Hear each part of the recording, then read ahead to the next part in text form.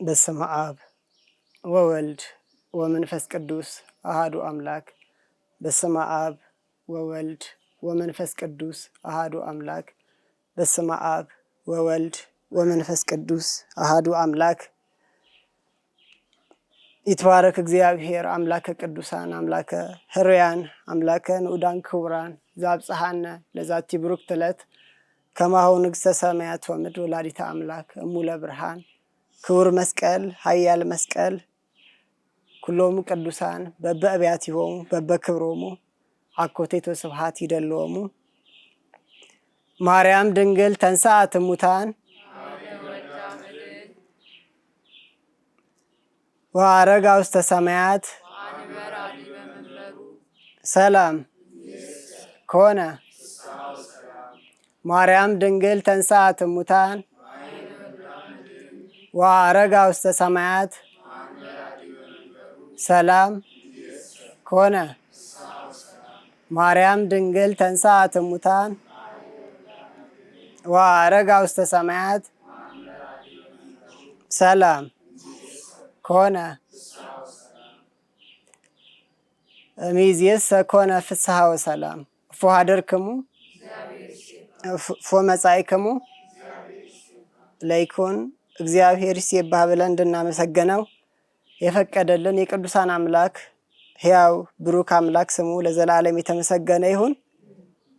በኃይለ ወልዳ መድኅን ወደ ሰማያት ያረገች ከፍ ከፍ ያለች ንግሥተ ሰማያት ወምድር ወላዲተ አምላክ ክብር ምስጋና አኮቴት ለእርሷ ይገባል። እንግዲህ እንደ ልዑል እግዚአብሔር ቅዱስ ፈቃድ በዛሬ በተወደደችው ዕለት የወላዲተ አምላክን ዕርገት በጥቂቱ ለመነጋገር እንሞክራለን። እኔ የምናገርበትን አንደበት እናንተም የምታደምጡበትን እዝነ ልቦና መንፈስ ቅዱስ በመካከላችን ሆኖ ይቆጣጠረን። አባ ጊዮርጊስ የወላዲተ አምላክ አገልጋይ በፍቅሯ የተነደፈ እንዲህ በማለት በአርጋኖን ዘረቡ ወላዲተ አምላክን ያመሰግናታል። አቀድም አእኩቶቶ ለእግዚአብሔር በእንተ እግዚእነ መድኅን እግዚ ወበእንቲአኪ እስመ ተሰምዐ ዜና ውዳሴኪ ውስተ ኩሉ ዓለም በከመ ተነበይኪ በመንፈስ ቅዱስ እንዘ ትብሊ ናሁ እምይእዜሰ ያስተበጽኡኒ ኩሉ ትውልድ። አማንኬ ይደሎኪ ያስተብጽኦ እስመ ኮንኪ እሞ ለእግዚአብሔር አማንኬ ይደሎኪ ያስተብጽኦ እስመ ኮንኪ ወላዲተ ወለአኀዜ ኩሉ ዓለም አማንኬ ይደሎኪ ያስተብጽኦ እስመ ኮንኪ ሙጽአ ለፀሐይ ጽድቅ አማንኬ ይደሎኪ እያለ በእውነት ምስጋና ይገባሻል፣ የእግዚአብሔር እናት ተብለሻልና በእውነት ምስጋና ላንቺ ይገባሻል። ዓለምን ለያዘ ለአኀዜ ዓለማት ለጋባሬ ፍጥረታት እናት ሆነሻልና አማንኬ ይደሎኪ ያስተብጽኦ እስመ ኮንኪ ሙጽአ ለፀሐይ ጽድቅ ፀሐይ ጽድቅ ለተባለ መድኃኔ ዓለም የጽድቅ መውጫ ሆነሻልና እያለ በአርጋኖን ዘረቡ አባ ጊዮርጊስ ወላዲተ አምላክን ያመሰግናታል። አቀድም አእኩቶቶ ለእግዚአብሔር በእንተ እግዚእነ መድኅን እግዚ ወበእንቲአኪ እግዚአብሔርን በስምሽ አመሰግነዋለሁ። እስመ ተሰምዐ ዜና ውዳሴኪ ውስተ ኩሉ አጽናፈ ዓለም የውዳሴሽ ዜና የልዕልናሽ ዜና የእናትነትሽ የፍጹም ፍቅርሽ ዜና በዓለም ሁሉ ምን ብሏልና ተሰምቷልና። በከመ ተነበይኪ እንደተናገርሽ በትንቢትም እንደተናገርሽ እንዲህ ብለሽ በመንፈስ ቅዱስ እንዘ ትብሊ ናሁ እምይእዜሰ ያስተበጽኡኒ ኩሉ ትውልድ። እስኪ አንድ ላይ ይሄን ቃል እንበለው። ናሁ እምይእዜሰ ያስተበጽኡኒ ኩሉ ትውልድ። አዎ ትውልድ ሁሉ ምን ይሉኛል? ብፅዕት ይሉኛል፣ ያመሰግኑኛል። እንግዲህ ንግሥተ ሰማያት ወምድር ወላዲተ አምላክ ዕረፍቷ በጥር 7 ነው። ያረፈችው በ72 ዓመቷ የነገረ ዕረፍቷም ነገር እንዲሁ ጥልቅ ነው፣ በጥቂት ሰዓታት የምናየው አይደለም። ነገር ግን በጌቴሴማኒ የመቃብር ስፍራ እንደተቀበረች ቀድሞ ነገር ግን ጌታ በተቀበረበት መቃብር ዘወትር እየተመላለሰች ትጸልይ እንደነበረ በኋላም ክቡር መድኃኔ ዓለም ቅዱስ ልጇ ጸሎቷን ሰምቶ ከእልፍ አላፋት ወትልፊት አላፋት መላእክት ጋራ ወደ እርሷ እንደመጣ ክብርት ስጋዋንና ክብርት ነፍሷንም እንደለየ ከዚህ ዓለም ከሚያልፈው ዓለም ወደማያልፈውም ዓለም እንደተሸጋገረች እነሆ ቅዱሳን አስተምረውናል፣ መጽሐፍትም ይመሰክራሉ። አባቷ ነቢየ ልዑል ቅዱስ ዳዊት እንዲህ ብሎ አመስግኗታል። በመዝሙር 44 ቁጥር 9 ላይ ወትቀውም ንግሥት በየማነከ በአልባሰ ወርቅ እጹፍት ወህብርት ስምዒ ወለትየ ወርኢ ወአጽምዕ እዝነኪ። ንግሥቲቱ በወርቅ ተሸፋፍና በማን ቀኝ ትቆማለች አለ? በልጇ ቀኝ ትቆማለች። ወትቀውም ንግሥቲቱ በንጉሱ ቀኝ ትቆማለች።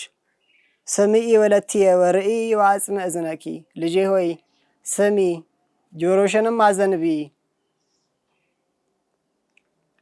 እነሆ በማን ቀኝ ትቆሚያለሽ ብሎ አመስግኗታል። በንጉሱ በልጅሽ በመድኃኔ ዓለም ቀኝ ማለት ነው። እንግዲህ በጥር 7 እረፍቷ ነው። እርገቷን ደግሞ በጥቂቱ እንመለከታለን ማለት ነው። እነሆ የመብርሃን ክቡር ስጋዋና ቅዱስ ነፍሷ ለማሳለፍ መድኃኔ ዓለም ወደ እርሷ በመጣ ጊዜ እነሆ ከነሐሴ 1 ጀምሮ እስከ ነሐሴ 14 ድረስ ቅዱሳን ሐዋርያት ሱባኤ ይዘውበታል። የያዙበትም ዋናው ምክንያት ታውፋንያ የተባለው ክብርት ስጋዋን ለመውሰድ ለመቀማት የመጣው ሰው ወደ እነርሱ በቀረበ ጊዜ መልአኩ ከቅዱሳን ሐዋርያት እጅ ነጥቆ ዮሐንስን ይዞ በዕፀ ሕይወት ስር አስቀምጧት ነበረ። ይህንንም ቅዱስ ዮሐንስ ተመልክቷል። ቅዱስ ዮሐንስም ይህንን ነገር ተመልክቶ ለቅዱሳን ሐዋርያት በነገራቸው ጊዜ እነሆ እሷ ያለችበትን የተቀመጠችበትን በኤዶም ገነት መቀመጧን ያንን እግዚአብሔር እንዲገልጽላቸው ጠይቀዋል ማለት ነው። በዚህም መሰረት ሱባኤን ገቡ። ቅዱሳን ሐዋርያት ክብርት ስጋዋን ሲቀብሩ ሐዋርያው ቅዱስ ቶማስ ደግሞ ከሀገረ ስብከቱ ህንድ ሲመለስ ድንቅ እርገቷን ተመለከተ። እነሆ በሰማያት ያረገው በኤዶም ገነት የተቀመጠው ክብርት ስጋዋን መድኃኔ ዓለም ለቅዱሳን ሐዋርያት ሰጣቸው። እነሱም ያንን ስጋዋን በእልልታና በታላቅ ዝማሬ ቀበሩ። ቀብረው በተመለሱ ጊዜ ደግሞ እነሆ እርገቷን ማን ተመለከተ? ቅዱስ ቶማስ ተመለከተ ማለት ነው። እነሆ የእርገቷን ምሳሌ እንዲሆነው ሰበኗን ሰጠችው። እርሷም አይዞህ አትዘን፣ የልጄን ትንሣኤ እንዳላየ ሁሉ የኔን ደግሞ እንዳላየህ አይምሰልህ፣ እነሆ ካንተ በቀር ያየ የለም፣ ቅዱሳን ሐዋርያት የኔን እርገት አላዩም ብላ ሰበኗን ሰጠችው። እነሆ ንኢ ሀቤ ወላዲቴ ከመ ታዕርጊ ውስተ ሰማያት ብሎ ተወዳጅ ልጇ ጠርቷታልና፣ ንኢ ሀቤ ወላዲቴ የምወድሽ እናቴ ሆይ ወደ እኔ ነይ፣ ከመ ታዕርጊ ውስተ ሰማያት ወደ ሰማያት ታርጊ ዘንድ ከፍ ከፍ ትይ ዘንድ ወደ እኔ ነይ ብሎ ጠርቷታል ማለት ነው። በማኅሌተ ጽጌ እንዲህ ብለው ቅዱሳን አበው አመስግነዋታል። አመ ነስኡኪ እምኤዶም አእላፈ ማኅሌት ጾታ እንዘ ይጼልኡኪ ድንግል በአክናፈ መባረቅት ከመወልታ ሰራዊተ ሰማይ ይቤሉ ለክብረ ፍልሰትኪ ግርማ ትርሲታ መኑ ይእቲ ዛቲ ዘገዳመ ጽጌ እጥነታ ወከመ ሰርጸ ጢስ ዘሲሄን የምዕዝ እጥነታ። መላእክት በየነገዳቸው በክብር ጋርደው ከኤዶም ገነት በተቀበሉሽ ጊዜ የሚደነቅ ክብር ለተገለጸባት ለእርገትሽ የሰማይ ሰራዊት አበባ ካለባት በረሃ የምትወጣ መዓዛዋም ከነጭ ዕጣን ይልቅ የሚሸት አወጣጧም እንደ ጢስ አወጣጥ የሆነች ይህች ማናት እያሉ ቅዱሳን መላእክት በህብረት በአንድነት ወላዲተ አምላክን ያመሰግኗት ነበረ በማለት የማኅሌተ ጽጌ ደራሲያን ያመሰግኗታል ወላዲተ አምላክን ማለት ነው። ቅዱስ ያሬድም እንዲህ ይላል። ፈለሰት ማርያም በስብሐት ውስተ ሰማያት መላእክት ወሊቃነ መላእክት ወረዱ ለተቀብሎታ። እነሆ ወላዲተ አምላክ ከሚያልፈው ወደማያልፈው ዓለም ከፍ ከፍ ስትል በስብሐት ውስተ ሰማያት በምስጋና በእልልታ ወደ ሰማይ ስታርግ ሊቃነ መላእክት ወመላእክት ወረዱ ለተቀብሎታ። እርሷን ለመቀበል ቅዱሳን መላእክት ምን ብለዋል? ወርደው ተቀብለዋታል ማለት ነው። እንዲሁም ደናግል ቅዱሳን በሙሉ ተሰብስበው ስታርግ እሷን ያመሰግኑ ከፍታዋን ልዕልናዋን ይናገሩ ነበር ማለት ነው። እንግዲህ ያን ጊዜ ነበር ቅዱስ ቶማስ እርገቷን ተመልክቶ ለቅዱሳን ሐዋርያት ያበሰራቸው። እነርሱም ይህን ድንቅ እርገቷን እንዲገልጥላቸው ሱባኤ ያዙ ማለት ነው። እነሆ ሱባኤ ያዙ። በዚህች ዕለት በተወደደች ዕለት በነሐሴ 15ም ድንቅ እርገቷን ተመልክተዋል ማለት ነው። ዳግም አባ ጽጌ ድንግልና አባ ገብረ ማርያም በመኃልየ ጽጌ እንዲህ ብለው ያመሰግኗታል። ትዕምርተ ፍልሰትኪ እምድረ ጽጌ ድንግል በክልኤ በደመና ሰማይ አርአያ ዘሐዋርያት ጉባኤ ወእለ ሞቱ አንቅሃ እምከርሰ መቃብር ቀርነ ጽዋኤ ለነሰ እንዘ ይብሉ ሶበ ሰማይነ ውዋኤ መሰለነ ዘበፀሐይነ ትንሣኤ።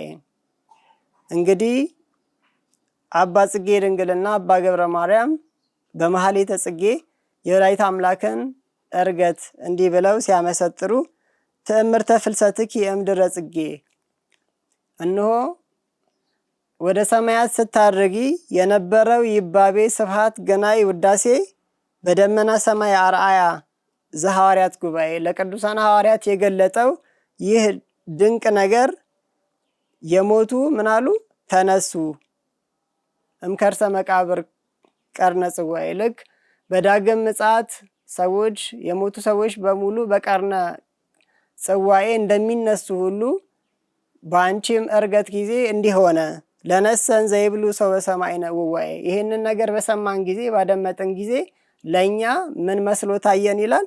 መሰለነ ዘበጽሐ ትንሣኤ፣ ትንሣኤ ሙታን ከሙታን መነሳት የጌታ ፍርድ የደረሰ መሰለን ይላል።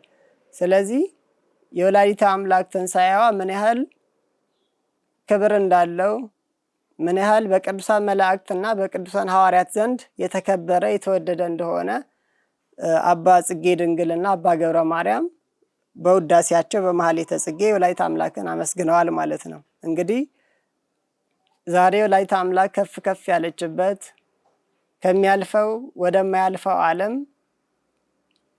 በንጉሱ ቀኝ ለመቀመጥ ወደ ሰማይ ያረገችበት ዕለት ነው። እንግዲህ ዛሬም ለእኛ ትንሣኤ ያስፈልገናል። በንጉሱ ቀኝ መቀመጥ እንደ ወላዲተ አምላክ ልባችን በሰማያት ሊሆን ይገባዋል። በስርዓተ ቅዳሴ ዲያቆኑ ምን ይላል? ልባችሁ በሰማያት ይሁን ያሃሉ ልበክሙ በሰማያት ብሎ እንደሚያመሰግን ማለት ነው። ስለዚህ ወላዲተ አምላክ ዛሬ በተነሳችበት፣ ዛሬ ከፍ ከፍ ባለችበት፣ ዛሬ መንፈሳዊ ሕይወታችን ከፍ ከፍ ሊል ወደ ወላዲተ አምላክ ቀና ብለን እንድንመለከት የእሷን እርገት የእሷን ትንሣኤ ተመልክተን እኛም በነፍስና በስጋችን መንፈሳዊ ሕይወታችን አጎልብተን ከፍ ከፍ ልንልና በአብ ቀኝ ለመቀመጥ የሚያበቁ የመንፈስ ፍሬዎችን ሁሉ ልናደርግ ይገባናል ማለት ነው። እንግዲህ በጥቂቱ የእርገቷን የትንሣኤዋን ነገር እንዲሁ የምንጨርሰው አይደለም። በጥቂቱ ግን ለመነጋገር ይህንን ይመስላል። ስለነበረን ጊዜ ሁሉ የእግዚአብሔር ስሙ የተመሰገነ ይሁን። ወስብሐት ለእግዚአብሔር ወለወላዲቱ ድንግል ወለመስቀሉ ክቡር ይትአኮቱ ወይሴባ ስሙ ለእግዚአብሔር ወትረ በኩሉ ጊዜ ወበኩሉ ሰዓት። ይቆየን።